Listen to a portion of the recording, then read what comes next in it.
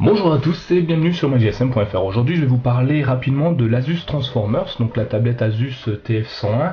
Donc c'est une tablette qui, comme beaucoup de tablettes, est en 10,1 pouces, donc type iPad et compagnie chez Samsung, qui a une particularité assez intéressante, c'est le dock sur lequel on peut placer la tablette. Donc cette tablette va trouver son intérêt réellement pas au niveau de son système d'exploitation qui est Honeycomb, une version qu'on retrouve sur toutes les tablettes actuelles dernière génération, mais surtout le dock sur lequel on va revenir dans quelques secondes, qui est un dock clavier, donc qui nous permet en clipsant la tablette sur le clavier d'avoir l'équivalent d'un notebook grâce à ce clavier que je vous montrerai. Donc la tablette, nous allons passer rapidement dessus. Donc comme je vous l'ai dit, elle embarque une version Android Honeycomb, donc en 3.0, donc quelque chose d'assez intéressant. Une mise à jour apparemment est prévue pour cette tablette en Ice Cream Sandwich, à vérifier par la suite.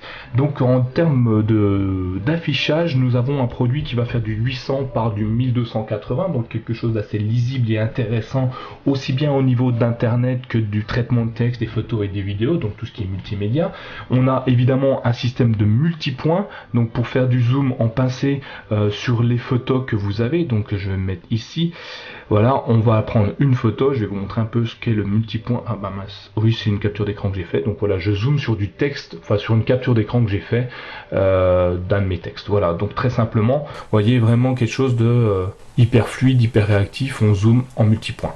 Donc ce multipoint va fonctionner dans toutes les applications, aussi bien sur internet que sur vos photos ou sur des captures d'écran que vous avez fait. Il est cette tablette a une mémoire interne de 16 Go, une RAM de 1 Go, compatible micro SD, micro SDHC, et équipée d'une carte graphique Nvidia Tegra 2 et une fréquence de 1 Go, donc quelque chose en double cœur, un processeur en double cœur d'1 Go, donc quelque chose de très fluide et très réactif qui va permettre d'utiliser des jeux par exemple, plus que pour le multimédia puisqu'il n'y a pas trop d'intérêt pour du traitement de texte, mais va nous permettre d'utiliser des jeux vraiment sympathiques. Que dire d'autre sur ce produit-là? Il embarque un appareil photo 5 millions de pixels à l'arrière, une caméra à 1,2 à l'avant, donc pour la visiophonie, la webcam. Alors on ne la voit pas très bien, juste là. Bref, une webcam juste en avant. Il est équipé évidemment de l'accéléromètre, vous venez de le voir, donc faire pivoter le produit dans tous les sens, s'il y a son intérêt lorsqu'on l'a en version tablette. Et puis, que dire de plus intéressant sur ce produit? Ben, évidemment, équipé Wi-Fi, Bluetooth, donc on peut le constater juste là. Donc le Bluetooth est activé. Alors on va aller dans les paramètres, donc le Wi-Fi, le Bluetooth. Qu'est-ce qu'on peut avoir dessus? La luminosité, on va la modifier. Tac. On a vraiment tous les paramètres qu'on peut avoir sur une tablette. Le Wi-Fi, le Bluetooth, donc embarqué pour se connecter, donc soit à un téléphone, soit une box en hotspot. Enfin, partout où vous allez pour avoir Internet. Il est également équipé d'un GPS, donc à voir si c'est intéressant. J'ai pas pu l'utiliser, donc avec par exemple du TomTom ou du Mappy, la cartographie Mappy, puisqu'il faut que ça soit embarqué dans le produit, puisqu'il n'a pas de connexion 3G, 3G+, celle-ci. Donc du coup, c'est sympa d'avoir un GPS, mais sans connexion 3G, je vois pas l'intérêt si les cartes ne sont pas embarquées. Ensuite, nous avons une batterie, alors qui est assez impressionnante puisque elle est vendue pour être utilisable en presque 9 heures d'utilisation, donc quelque chose de vraiment très intéressant. Bon, moi pour l'avoir utilisé en 6 heures, c'est déjà bien, mais c'est vraiment très sympa pour une tablette. Ensuite, en termes de connectivité, vous voyez, alors je sais pas si on voit bien, on va faire le point dessus ici. Nous avons un port mini HDMI, un jack 3.5 pour écouter la musique, ce qui peut être intéressant. En dessous, vous avez les connectiques de charge et sur alors je l'ai vu tout à l'heure, sur une petite enceinte, voilà, juste ici, pardon, une petite enceinte pour faire fonctionner le son sur la tablette. Que dire d'autre?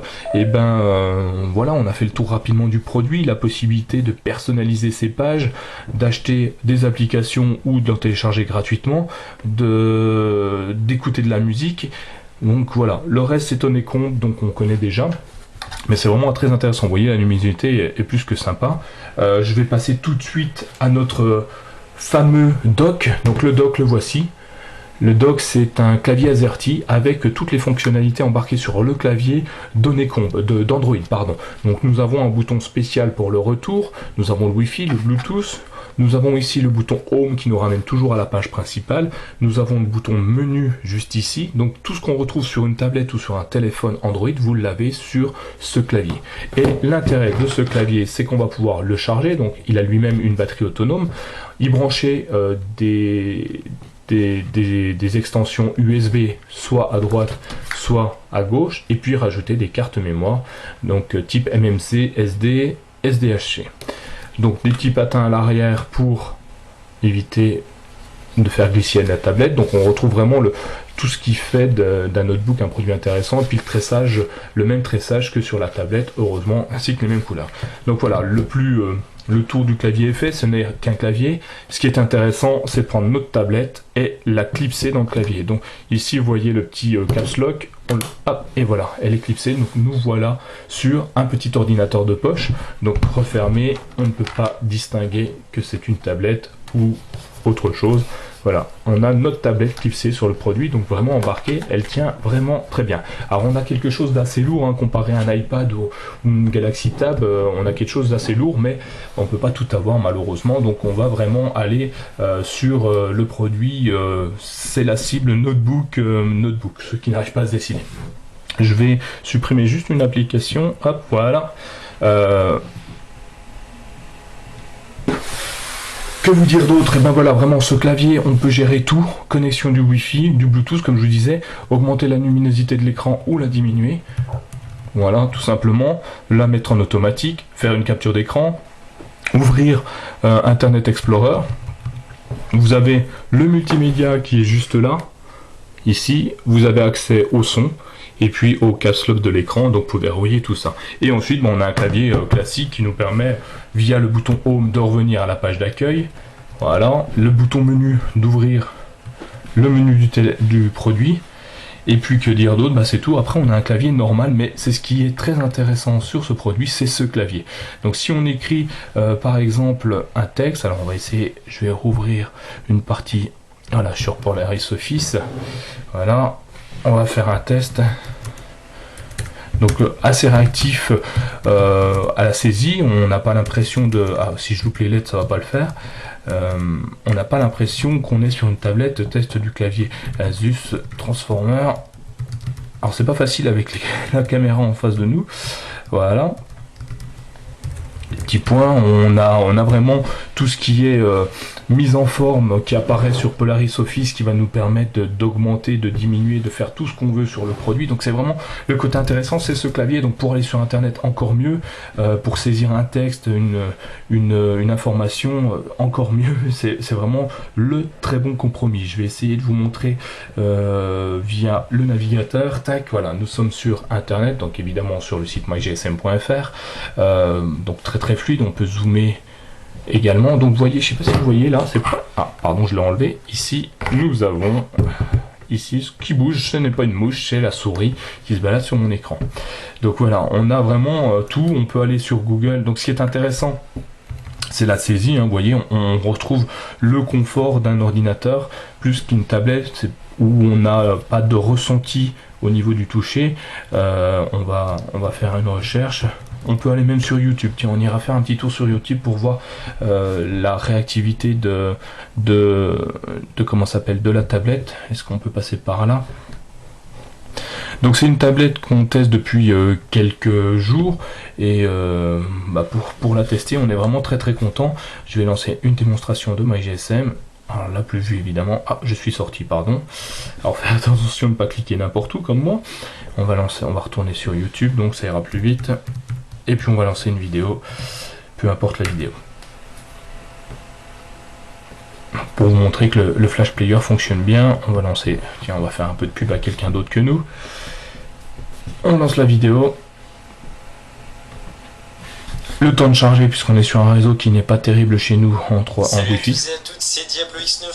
Voilà, la vidéo fonctionne très bien. Je vais baisser un peu le volume. Voilà, on baisse le volume directement depuis le clavier, vous voyez, donc c'est vraiment intéressant à utiliser. Est-ce qu'on peut la passer en plein écran? Attendez, Non, ça c'est le mode de recherche. Ah, désolé, pardon, autant pour moi. On va lancer la lecture à nouveau. Alors pour l'instant, j'ai pas trouvé en plein écran, mais peut-être qu'il... Voilà, ici. Voilà, je suis en plein écran, donc ça va lancer la vidéo, et vous allez avoir quelque chose... Enfin, la visualisation vraiment très intéressante. Donc on va pouvoir regarder, faire du streaming, on va pouvoir regarder vos vidéos sans trop se poser de questions avec un casque ou pas. Voilà, c'est tout pour le moment. C'était Nicolas pour mygsm.fr. Donc n'hésitez pas à nous poser des questions, on essaiera de vous y répondre le plus rapidement possible. Merci, à bientôt, au revoir.